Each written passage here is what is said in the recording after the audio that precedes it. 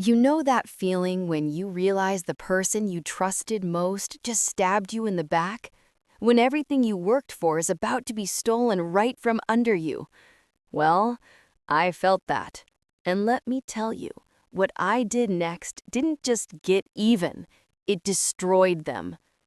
My name is Sarah Chen, and 3 years ago, I was a senior engineer at Technova Industries, one of the fastest growing tech companies in Silicon Valley. I had everything: a six-figure salary, stock options, and a boss who I thought believed in me.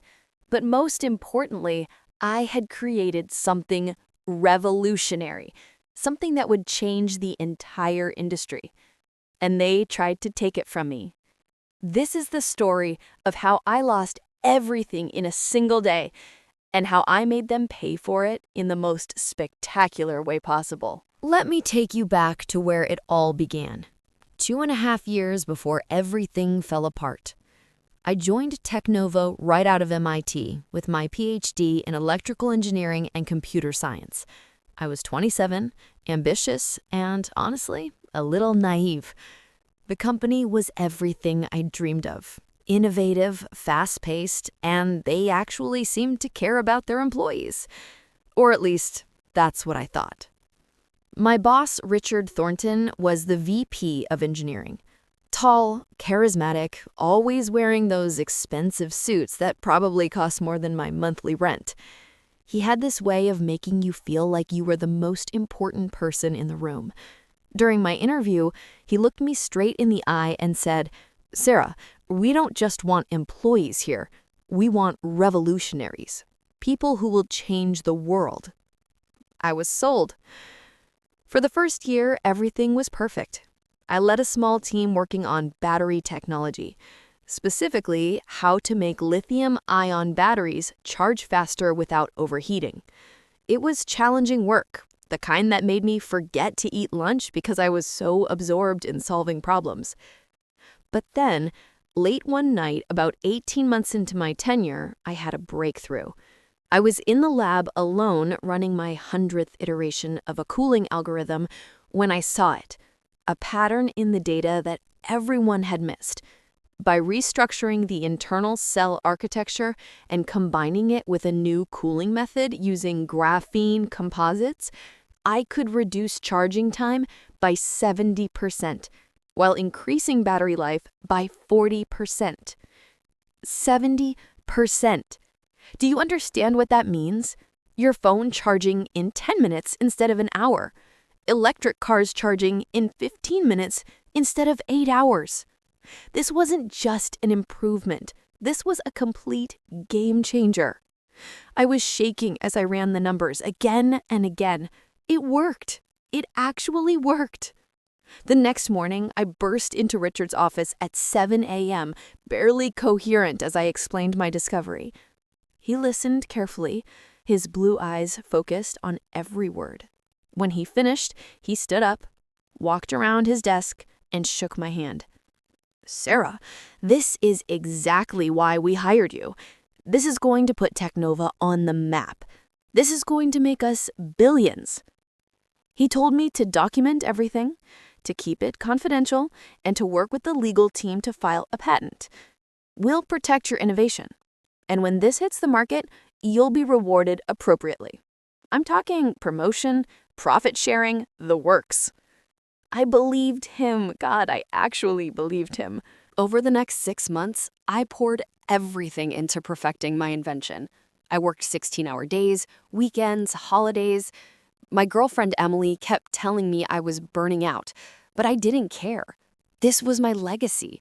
This was going to change everything. The patent application was complex. 227 pages of technical specifications, diagrams, and formulas.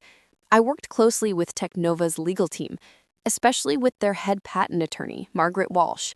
She was meticulous, asking questions about every detail, making sure we had everything documented properly. "This is airtight," she told me after our final review meeting. "Once this is filed, you're protected." The application went to the U.S. Patent Office in early March. Richard called me into his office that day, congratulating me with a bottle of expensive champagne. To the future, he toasted. I should have seen the signs. I really should have. It started small. Richard began excluding me from certain meetings. Just boring executive stuff, he'd say, nothing technical. My team members started acting weird around me, avoiding eye contact. When I'd ask about project updates, they'd give vague answers. Then, about 3 weeks after we filed the patent, I noticed something strange. I was copying some files from the shared server when I saw a folder I didn't recognize, Project Velocity Confidential. Curious, I opened it. Inside were dozens of documents about my battery technology, but here's the thing. They were dated from before I'd made my breakthrough, with authorship attributed to Richard Thornton and 2 other senior engineers. Technical specifications that were almost identical to mine, just reworded slightly.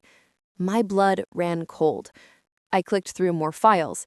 There were emails between Richard and Margaret Walsh discussing documentation strategies and inventor attribution. There were memos about protecting company IP from employee claims. They were building a case to say that Richard had invented it, not me, that I had simply helped implement his vision. My hands were shaking so badly I could barely hold my mouse. I immediately copied everything to a USB drive and my personal cloud storage. Then I sat there in my office, door closed, trying to process what I'd just discovered. I wanted to storm into Richard's office and confront him, but something told me to be smart about this. I needed to understand the full scope of what they were planning. So I waited, I acted normal, and I watched. Over the next 2 weeks, I became a detective in my own company. I came in early, stayed late, and carefully documented everything I could find. And what I discovered was so much worse than I'd imagined. Richard Thornton wasn't just planning to take credit for my invention, he was planning to erase me entirely. Through emails I recovered from the server, I pieced together his entire scheme. Richard had been with Technova for 12 years, and he was desperate for one thing: a promotion to Chief Technology Officer. The current CTO was retiring in 6 months, and Richard was in competition with 2 other VPs for the position. My battery technology was his golden ticket. But there was a problem. I was the inventor of record. My name was on the patent application. And in the tech industry, that matters. Investors, board members, the media, they all want to know who the genius is behind the innovation. Richard needed to be that genius. So he hatched a plan with Margaret Walsh, who apparently owed him favors from some past project. They would create a paper trail showing that Richard had conceived of the technology months before I did. They'd use my own lab notes against me, claiming I was simply executing his vision. And when the time was right, they'd force me out of the company with a settlement that would include an NDA and a waiver of any claims to the patent. I found an email from Richard to the CEO, Daniel Garrison, marked highly confidential. Daniel, we have a situation with the battery project. Dr. Chen has been invaluable in the implementation phase, but there are concerns about her stability and judgment. She's become possessive of the technology and is making claims of sole inventorship that are inaccurate and problematic. I hate to bring this up, but we need to protect the company's interests. I recommend we move forward with transition planning. Stability, judgment, possessive. He was painting me as unstable and delusional, setting the stage to discredit anything I might say. But Richard Thornton had made one crucial mistake. He underestimated me. See, Richard was a narcissist. Classic one, actually. He truly believed he was the smartest person in any room. He surrounded himself with people who fed his ego, who nodded along with his ideas, who made him feel brilliant. He saw me as a tool. A smart tool, sure, but ultimately just someone who worked for him, someone disposable. He never considered that I might be smarter than him or that I might fight back. The call came on a Thursday morning in late April. Sarah, can you come to conference room C? We need to discuss something. It was Margaret Walsh, the patent attorney. Her voice was professional, cold, not the friendly tone she'd used during our patent preparation meetings. I knew. Before I even stood up from my desk, I knew this was it. I grabbed the USB drive I'd been keeping in my pocket for the past 2 weeks. I'd backed up everything: emails, documents, my original lab notes with timestamps, everything. If they were going to try to destroy me, I was going to have proof. Conference room C was on the executive floor. When I walked in, it wasn't just Margaret. Richard was there, looking somber. Next to him was Linda Hartley from HR, her face carefully neutral. And sitting at the head of the table was James Pemberton, the company's general counsel. No one smiled. No one offered me a seat. "Dr. Chen, we're terminating your employment with Technova Industries, effective immediately."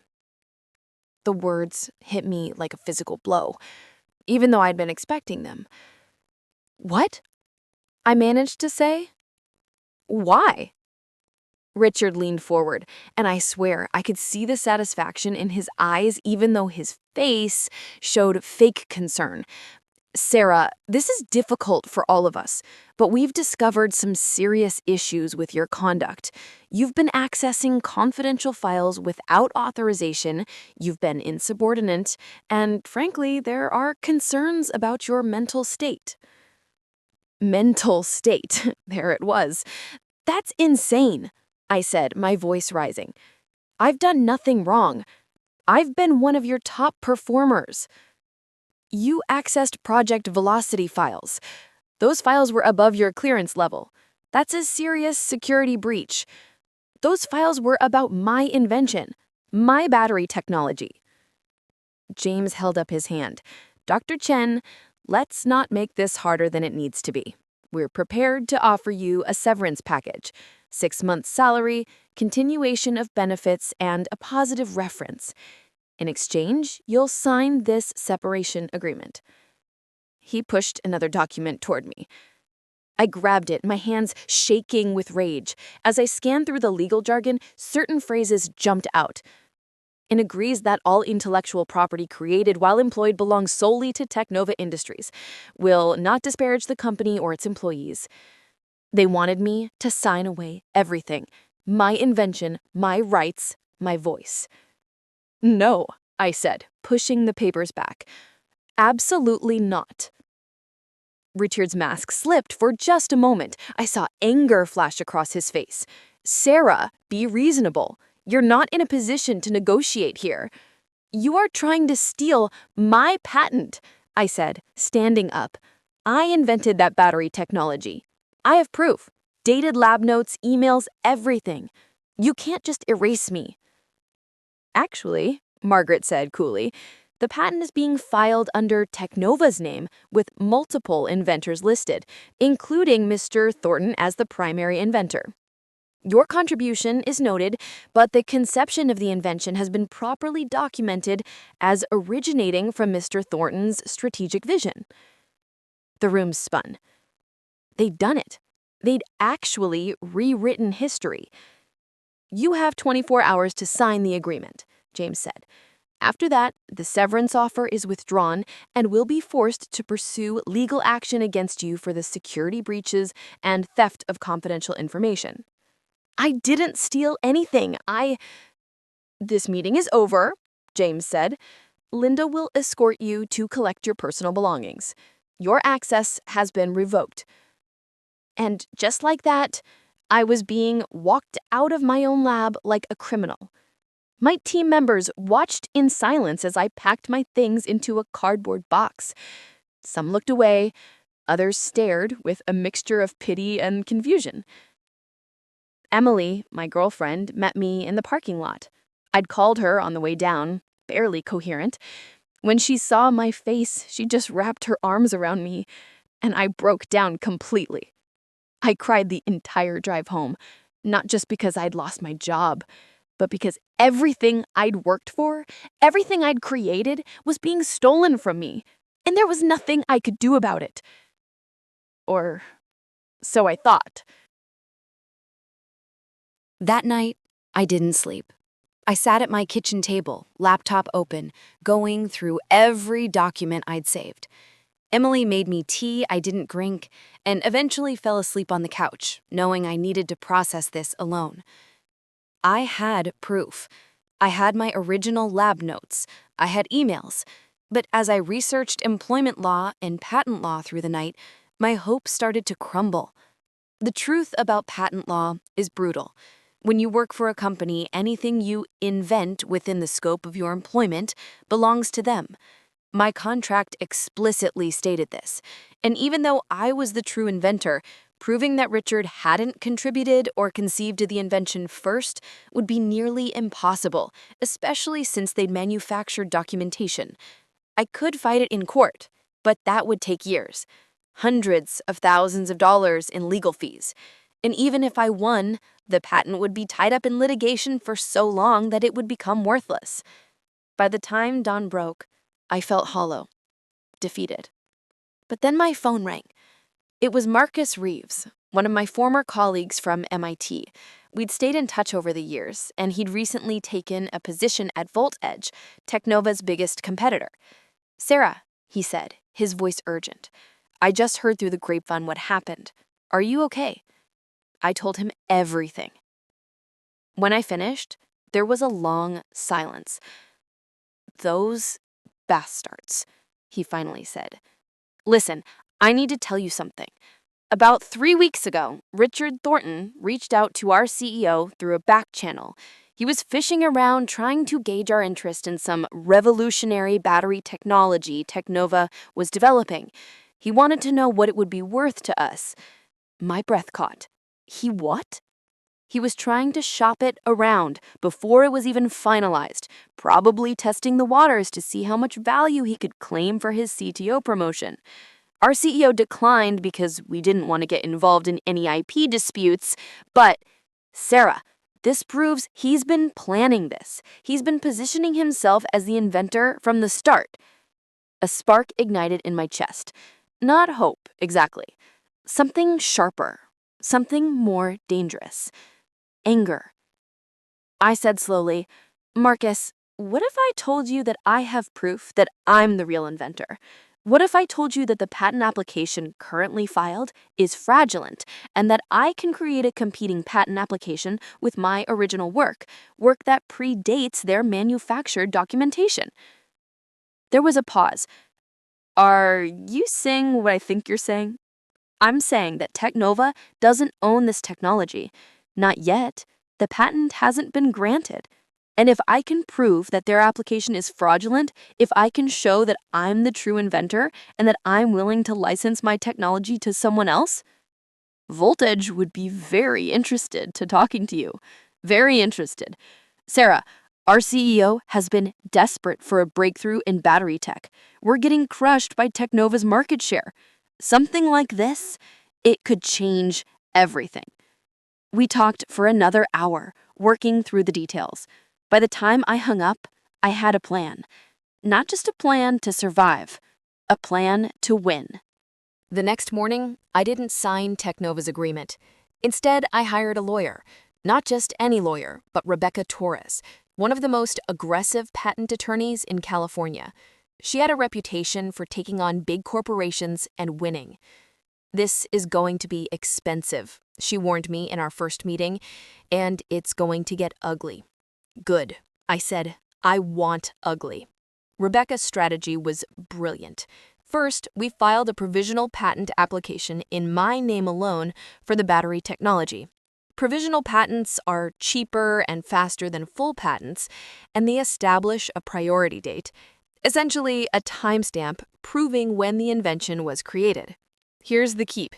My provisional patent included my original lab notes, dated and time-stamped from my personal cloud storage and my work computer's metadata. This proved that I had developed the core concepts before Richard's manufactured documentation. Second, we sent a letter to the U.S. Patent Office raising concerns about the Technova application, noting potential inventorship disputes and requesting a suspension of the review process pending resolution. This was nuclear. It meant Technova's patent application would be frozen. They couldn't move forward until the dispute was resolved. Third, and this was the move that would either save me or destroy me completely, Rebecca helped me prepare a pitch for Volt Edge Technologies. The meeting was set for 2 weeks later. Those 2 weeks were the longest of my life. Technova's lawyers sent me threatening letters daily. They threatened lawsuits for breach of contract, theft of trade secrets, tortious interference. They even tried to freeze my bank accounts, unsuccessfully thanks to Rebecca. Richard even had the nerve to call me directly, his voice dripping with false concern. "Sarah, please, you're throwing your career away. Just sign the agreement, take the severance, and move on. You're a brilliant engineer. You'll find another job. See you in court, Richard." And I hung up. Finally, the day of the Volt Edge meeting arrived. Emily drove me to their headquarters in San Jose. My hands were sweating so badly I could barely hold my presentation materials. Volt Edge's CEO, Patricia Zhao, was a legend in the industry. She'd built the company from a small startup to a billion-dollar enterprise through aggressive innovation and even more aggressive business tactics. She was exactly the kind of person who would appreciate what I was offering. The conference room was impressive. Floor-to-ceiling windows overlooking the bay, a sleek glass table, and Patricia at the head with Marcus and 4 other executives flanking her. "Dr. Chen," Patricia said, gesturing to a seat. "Marcus has told me quite a story. I'm curious to hear your version." I took a breath and launched into my presentation.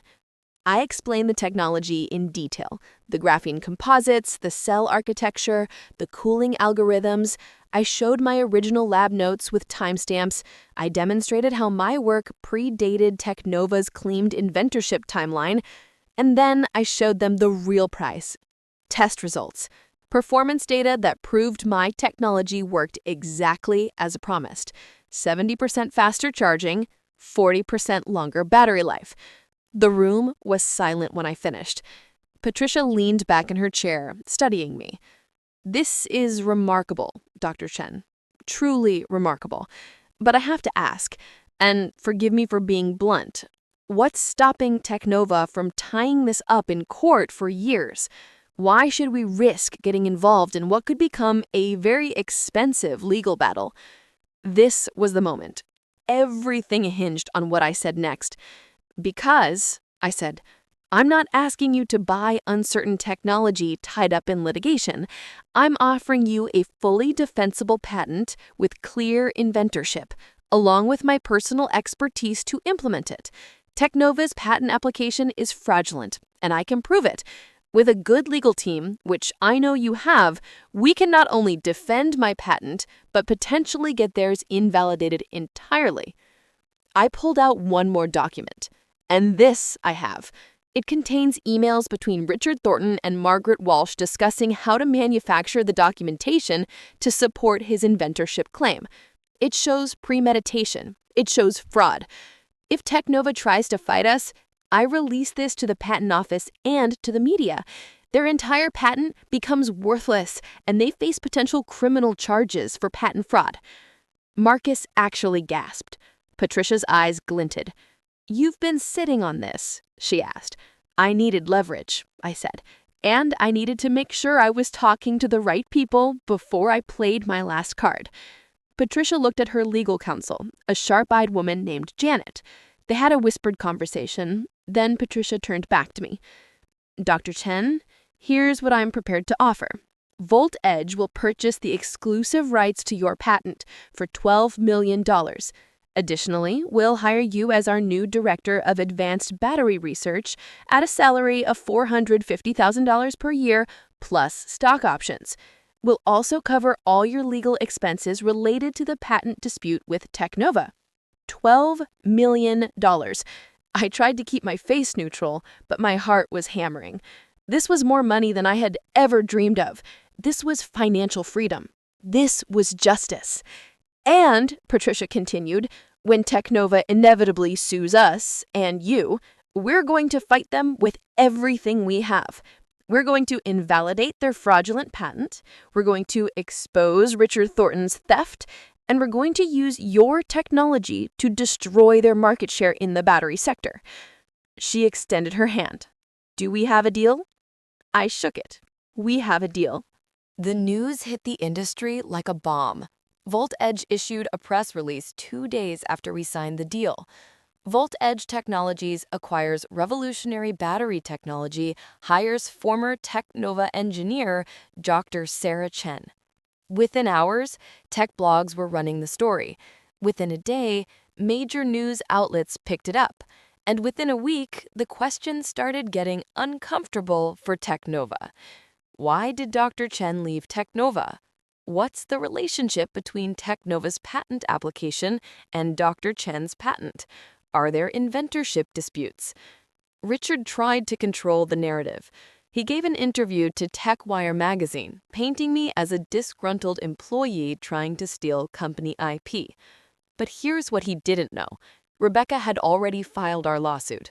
We sued Technova for fraudulent patent application, defamation, and wrongful termination. And we filed it publicly, which meant all our evidence became part of the public record. The emails between Richard and Margaret, the manufactured documentation, the timeline proving I'd invented the technology before their false claims. Everything. The industry went insane. Patent fraud is one of the most serious accusations you can make in tech. Companies live and die by their IP. When news broke that a VP at Technova had potentially fabricated patent documentation to steal an employee's invention, their stock dropped 15% in a single day. But I wasn't done. Remember that smoking gun I'd shown Patricia? The emails proving premeditation? I held on to those for the right moment. That moment came when Technova filed a countersuit against me, claiming I'd stolen trade secrets. They were betting that I wouldn't want to get into a prolonged legal battle, that I'd settle quietly. They were wrong. Rebecca released the emails to the press with a statement. This evidence proves that Richard Thornton and Technova's legal team deliberately fabricated documentation to support a fraudulent patent claim. This isn't a dispute between employer and employee. This is theft. The fallout was immediate and brutal. The U.S. Patent Office opened a formal investigation into Technova's patent application. The SEC started looking into whether Technova had made false statements to investors about their technology pipeline. And tech industry publications began digging into Richard Thornton's past, finding a pattern of taking credit for his subordinates' work. 3 weeks after we released the emails, Technova announced that Richard Thornton had resigned to pursue other opportunities.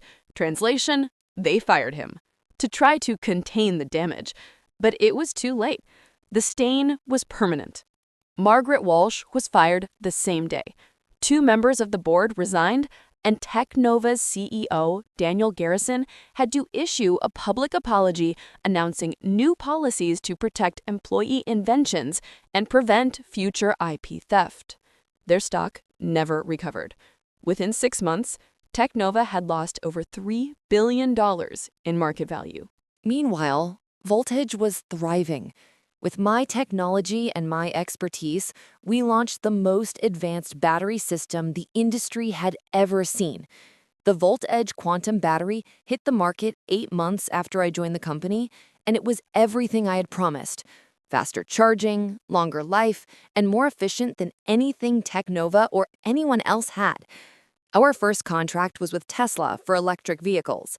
Then we landed deals with Apple, Samsung, and Microsoft. Within a year, VoltEdge had become the dominant player in advanced battery technology. Patricia promoted me to VP of Innovation. I built my own team, a diverse group of brilliant engineers who I made sure were recognized for their work. I implemented policies ensuring that every team member's contributions were documented and that patent applications listed inventors accurately. I was determined that what happened to me would never happen to anyone on my team. As for the legal battles, they eventually settled. Technova withdrew their patent application and paid me an undisclosed settlement. Let's just say it was 8 figures. They issued a public statement acknowledging that I was the inventor of the battery technology. Richard Thornton tried to get another executive position in the industry, but word travels fast in Silicon Valley. No reputable company would touch him. Last I heard, he'd left tech entirely and was working at some startup in another industry, far from the spotlight he'd craved. Sometimes, Emily and I will be watching TV, and an ad will come on showing someone's phone charging in minutes or an electric car charging during a coffee break, and I'll see my technology, my invention, changing people's lives. You did that, Emily says, squeezing my hand. And she's right. I did. So, what's the moral of this story? What did I learn from having everything stolen from me and then taking it all back? First, document everything.